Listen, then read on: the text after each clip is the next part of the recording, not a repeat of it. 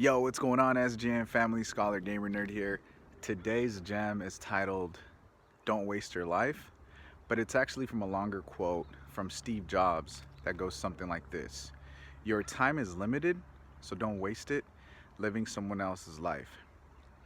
So some of you can probably relate to the fact that sometimes our parents, right, want us to go into a particular career path or into a specific major, and perhaps you're not passionate about that major. So the challenge becomes, do I do what I love, right? Do I follow my passion, or do I follow the money and wherever the jobs are, right? And obviously that's a tough conversation to have, and it really depends on who you are. But I strongly urge and encourage you to just follow your heart, but be smart about it, right? Like, don't just, drop out of college simply because you're struggling academically or whatever, right? I'll utilize myself as an example. So I truly enjoy teaching because it comes natural to me, right? I'm a people person. I like to discuss ideas. I enjoy public speaking. I like to inspire the youth and they inspire me. But my true passion really lies in entertainment and digital content creation, right? Hence why I'm here right now doing these gems, right? So what do I do? Do I just quit my job teaching? No, I can't do that because I need a plan, right? I need the capital. You can't just stop what you're doing and expect everything to work out. So what I'm saying here is that by don't waste your life, I mean that you should be very strategic about what you want to do, right? Don't just follow the blueprint that was already laid out for you, because you might actually end up living a boring life or a life that wasn't meant for you, and then that's no fun. In any case, going back to Steve Jobs and his presence, I know he was a person that was polarizing at points in regards to how he treated his employees, but I want to talk about what he did with Apple, because not only was he able to turn that company into one of the most successful tech companies in the world, but he also, died kind of young. I mean, 54, that's very unfortunate.